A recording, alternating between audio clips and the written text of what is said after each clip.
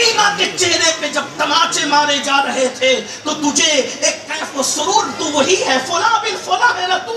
امام نے جب اس کو یاد دلایا، اس نے کہا آپ نے جب اتنی گہرائی سے پہچانا تو پھر یہ احسان، فرمایا یہ ہمارے خاندان کی ریت ہے، ہم گھر آنے والے کو نہیں دیکھتے، جو بھی چوکھٹ پہ آتا ہے اس کو نواز دیتے ہیں، کیونکہ یہ زہرا کے گھر کی روایت ہے۔ جو کچھ تو نے کیا وہ تیرے نسب کی نحوست تھی، جو میں نے کیا یہ میرے خاندان کی روایت ہے۔ انتقام تو اللہ نے لینا ہے، لیکن آ گیا ہے چوکھٹ پہ تو تیرا کام کر دیا۔ آپ سے پوچھتا سید بادشاہ اگر نواز رہے ہیں، یہ مت سوچنا کہ جوئے کا سٹے کا دھندا کر رہا ہوں پھر بھی خوش ہے، نہیں، یہ لوگ بغیر خوش ہوئے بھی دنیا دیتے رہتے ہیں، لیکن آخرت میں تو ہاتھ اسی کا پکڑیں گے جس کے لیے اللہ اجازت دے گا۔ اب آپ سے پوچھتا ہوں، قرآن کہہ رہے قُوا أَنفُسَكُمْ وَأَهْلِكُمْ نَارًا، ہم نے پوری زندگی کو جہنم کے راستے پہ ڈال دیا اور پھر سوچ رہے کہ یہ بچائیں گے یہ بچائیں گے۔ وہ لوگ سب بچانے کی قوت رکھتے ہیں، مجھے انکار نہیں ہے، لیکن اپنے کرتوت تو دیکھو، اپنے اعمال تو دیکھو۔ میں چند باتیں پڑھتا ہوں، میرے پاس صرف مختصر سا وقت ہے۔ میرے بھائیوں، اپنے آپ پر رحم کرو، اپنے حالات پہ رحم کرو، اپنی زندگی پہ رحم کرو۔ اللہ اکبر، ہم نے اعمال جہنمیوں کی طرح بنا لیے، بلکہ ہماری فکر سوچ فرعون کی طرح، نمرود کی طرح، بخت نصر کی طرح، قانون کی طرح، ہم نے اپنی زندگی کو قارون اور فرعون کی طرح گزارا ہے۔ آپ کو پتا ہے کہ اللہ کے رسول کا یہ فرمان تمہارے کانوں تک نہیں پہنچا، جو شخص نماز چھوڑ دے گا، ذرا توجہ کرنا، جو شخص نماز چھوڑ دے گا، بہنیں بھی توجہ کریں، مشہور روایت ہے، کوئی نئی روایت نہیں پڑھنے لگا ہوں، لیکن توجہ کرنا، میرے آقا فرماتے ہیں جس نے جان بوجھ کر نماز چھوڑی وہ قیامت کے دن فرعون کے ساتھ اٹھے گا، وہ حامان کے ساتھ اٹھے گا۔ آپ ذرا غور تو کریں۔ اور ابی ابن خلف جس کو رسول اللہ نے قتل کیا، رحمت للعالمین نے پوری زندگی کسی کو تماچا بھی نہیں مارا۔ یہاں جن کو معلوم ہے ان کو معلوم ہے، جن کو نہیں معلوم ہے وہ سن لیں۔ پھر کہتا ہوں جس کو دکھ رہا ہوں وہ بھی سن لے، جس کو نہیں دکھ رہا وہ بھی سن لے، لیکن کچھ کہے نہیں، توجہ کریں۔ حضور علیہ السلام نے اپنی پوری 63 سالہ زندگی میں صرف ایک ہی آدمی کو قتل کیا ہے۔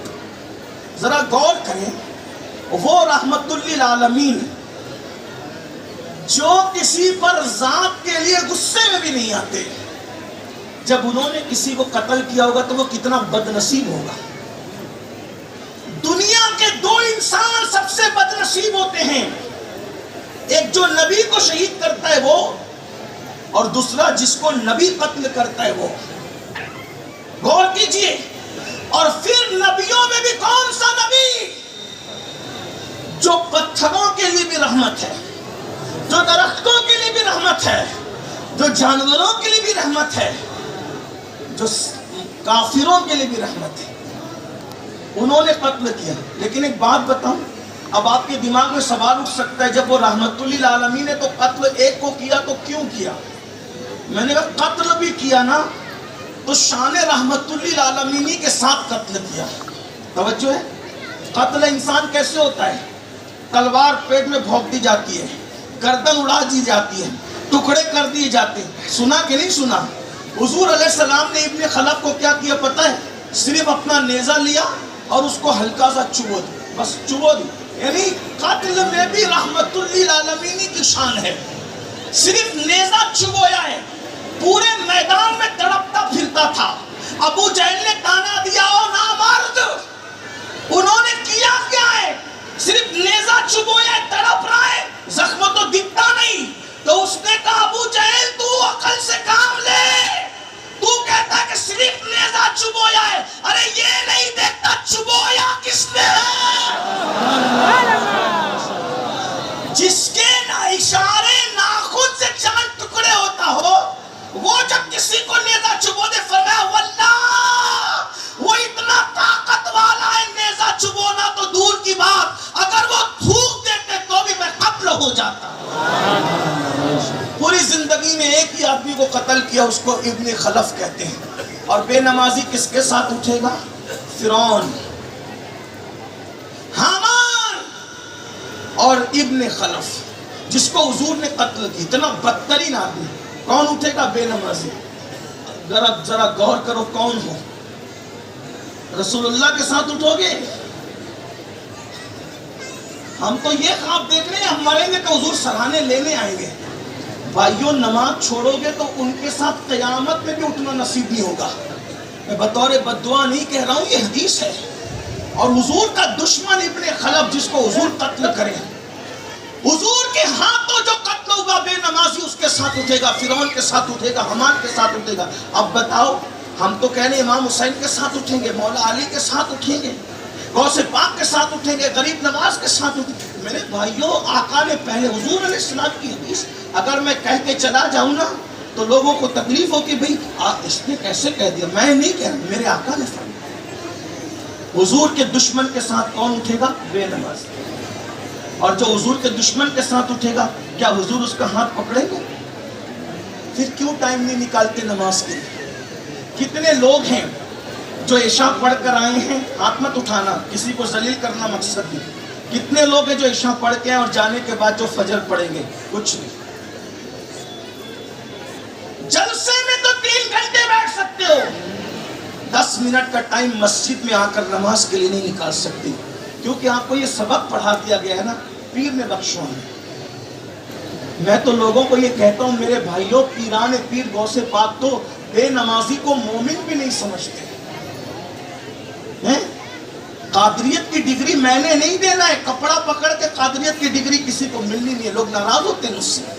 میں کہتا شوق سے ہوں، اپنے بھی خفا مجھ سے ہیں، بیگانے بھی ہیں ناخوش. میں زیر حل کو کبھی کہہ نہ سکا تن. میں بھی کہہ سکتا ہوں نا آ کر کے کہ تم سب جنتی ہو، لیکن میں آپ کی خوشی کی بات نہیں کہوں گا، کیونکہ مجھے پتا ہے کہ میں نے بھی مرنا ہے اور اللہ کو میں نے بھی مر کر جواب دینا ہے، منہ دکھانا ہے. میں یہاں تو تمہاری خوشی کی بات کہہ لوں گا کہ تم جنتی ہو، لیکن وہاں میں کیا منہ دکھاؤں گا. اللہ اکبر. سیدنا فاروق اعظم جیسی ہستی جس کو رسول اللہ جنت کی بشارت دیں، وہ کہتے ہیں اگر قیامت میں اعلان ہوگا سب جنت میں جائیں گے ایک جہنم میں جائے گا تو اس دن عمر ڈرے گا کہ وہ جہنمی میں ہی تو نہیں. اور اگر اس دن اعلان ہوا کہ سب جہنم میں جائیں گے ایک جنت میں جائے گا تو پھر امید بھی ہے کہ میں امید کروں گا کہ انشاءاللہ وہ جنتی میں ہی تو نہیں. امید اور خوف کا یہ عالم ہے. ہم تو امید لگا کر کے بیٹھے ہیں. تو میرے بھائیوں، جب تک نماز کا دامن نہیں پکڑو گے، سید بادشاہ کا دامن بھی ہاتھ میں آنے والا نہیں ہے، غوث پاک کا دامن بھی ہاتھ میں آنے والا نہیں ہے، امام حسین کا دامن بھی ہاتھ میں آنے والا نہیں ہے. پوری زندگی فجر میں مسجد کا منہ نہیں دیکھتے میرے بھائیوں. نماز ترک ہو رہی ہے، کسی کو کچھ پڑی نہیں ہے، 500 کی نوٹ گم ہو جائے، پورا دن موڈ آف رہتا ہے. لیکن فجر چلی جائے، کبھی جو رینگتی ہے گالوں پر، کانوں پر، بالوں پر، کبھی ماتھے پر شکن آتا ہے. بکری گم ہو جائے تو عورتیں رو پڑتی ہیں میری بکری گم ہو گئی. بکری گم ہونے پہ میری بہن تو روئی ہے، کیا کبھی نماز چھوٹنے پر بھی تیری آنکھ میں آنسو آئے ہیں؟ بتا تو صحیح. یہ بکری قبر کے اندر نہیں آئے گی، اور نماز تیری قبر میں تیرا دل بہلانے کے لیے تیرے ساتھ آنے والی ہے. جو دنیا میں چھوٹ جانا ہے اس کے لیے اتنی کوششیں ہیں، اور جو قبر میں ساتھ آنا ہے اس کے لیے کوئی کوشش نہیں. قرآن نے ذمہ داری دی ہے، قُوا أَنفُسَكُمْ وَأَهْلِيكُمْ نَارًا. اس لیے نماز کی پابندی کرو. اور ایک بات آپ کو بتاؤں، ہم نماز پر اس لیے زور دیتے ہیں. لوگ کہتے ہیں یار جب دیکھو جب یہ لوگ نماز کی بات کرتے ہیں، یہ نماز کی بات تو دوسرے لوگ کرتے تھے. میں نے کہا وہ دوسرے لوگوں نے ہمارے بزرگوں سے چوری چپکے یہ ساری نعمتیں چرائی تھی. ان کو کیا نماز اور ان کی کیا نماز. نماز تو ہمارے بزرگوں نے پڑھی ہے نا. میں کہتا ہوں لاؤ کسی مسلک کے اندر ایسا نمازی جس نے 40 سال تک کے عشاء کے وضو سے فجر کی نماز پڑھی. میرا چیلنج ہے، مولوی بتا سکتے ہو، مفسر بتا سکتے ہو، مناظر بتا سکتے ہو، 100 کارڈ مجدد بھی لا سکتے ہو، حکیم الامت بھی ڈھونڈ کے لا سکتے ہو، لیکن واللہ ایسا نمازی جس نے 40 سال تک عشاء کے وضو سے فجر پڑھی ہے، وہ سنیوں کے مسلک کے علاوہ آپ کو کسی किसी और मसलक में नजर नहीं आता, और वो मेरे नबी का बेटा है जिसे दुनिया शेख अब्दुल कादिर जिलानी गौसे आजम कहते हैं। ये वो लोग हैं।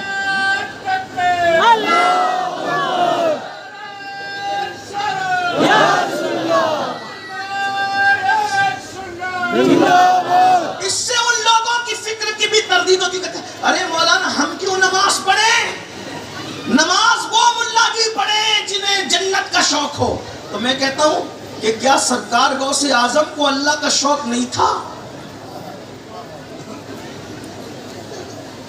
हम तो सजदे को देख रहे हैं, नबी के घर में जितने सजदा करने वाले हैं उतना किसी के घर में नहीं है। पूरी पूरी रात एक रात में एक सजदे में पूरी रात गुजारने वाली कोई खातून किसी खानदान में नहीं है। वो अगर है तो वो मेरे नबी के घर में है। बताएं वो कौन है? वो था सारे सैयदों की माँ, सैयदा-ए कायनात, मखदूमा-ए कायनात, मलका-ए फिरदौस-ए बरी, सैयदा तैयबा ताहिरा आबिदा जाहिदा राकिया नकिया तकिया ज़किया उम्मे अबीहा सैयदा फातिमा बिन्ते मोहम्मद। और आप देखें नबी के घर में अलकाब भी कैसे हैं। हालांकि उनके घर के बच्चे सारे अलकाबात के मुतहम्मिल हैं, मिज़दाक हैं, लेकिन इमाम ज़ैनुल आबिदीन को मेरे नबी ने जो लक़ब अता फरमाया, क्या लक़ब दिया? आका फरमाते, इब्न हजर बयान करते हैं कि क़यामत के दिन मेरे बेटे हुसैन के बेटे को जब बुलाया जाएगा तो ये कह के बुलाया जाएगा कि सैयदुल आबिदीन कहाँ है, वो तशरीफ लाए। सैयदुल आबिदीन, आबिदों का सरदार कहाँ है? पता चला जिसका ताल्लुक नबी से जितना ज्यादा होगा वो उतना ज्यादा इबादत गुजार होगा। इमाम हुसैन के आखिरी सजदे को कौन भूल सकता है? किसी कहने वाले ने कहा है, हो सके तो लाइए दोनों जहां मीजान में, मैंने एक सजदा जमीन करबला से ले लिया। नमाज मत छोड़ो। ये जो सारी फक्कियां दे रहे हैं ना, ये झूठे लोग हैं जो तुम्हें नमाज से दूर कर रहे हैं।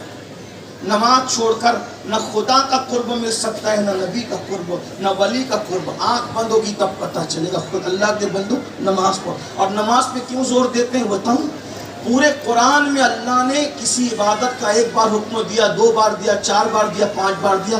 तन्हा नमाज वो इबादत है जिसका हुक्म पूरे कुरान में कमो बेश अल्लाह ने 700 मरतबा दिया।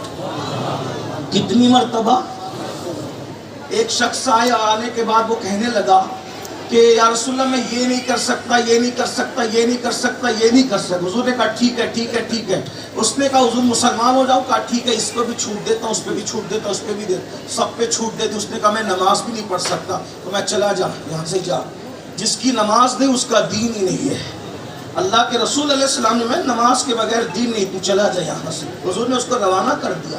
आप बताएं, हुजूर ने उसको रवाना किया कि जिसकी नमाज नहीं उसका दीन नहीं।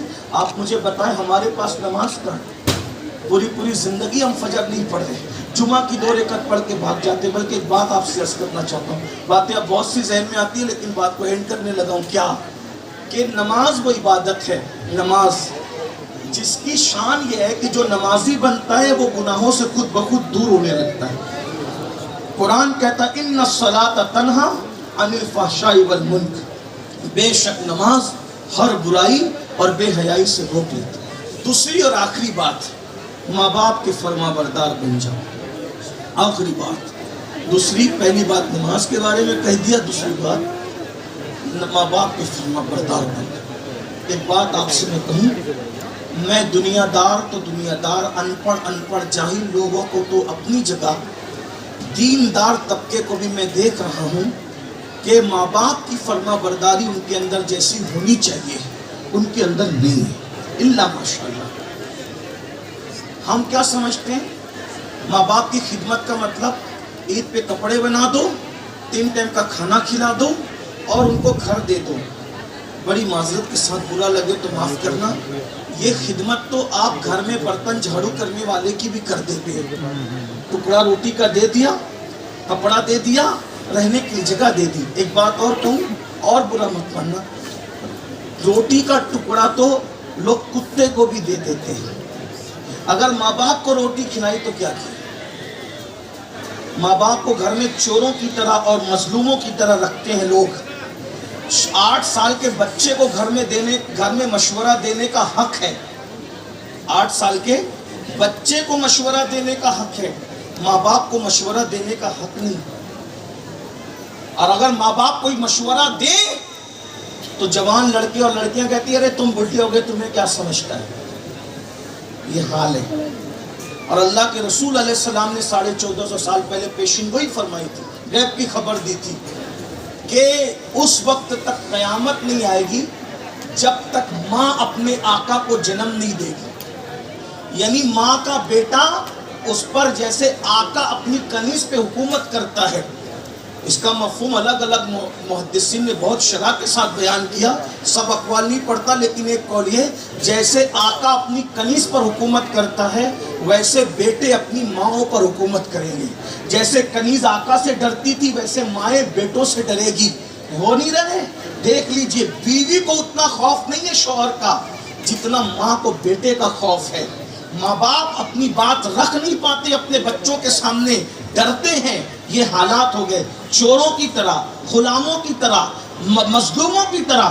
آج ہم نے اپنے گھروں میں اپنے ماں باپ کو رکھا ہے. یہ ماں باپ چور نہیں ہے, غلام نہیں ہے. اگر آپ کو اس کا احساس کرنا ہے تو کر لے. ایک ماں 9 مہینے تک بچے کو پیٹ میں رکھتی ہے.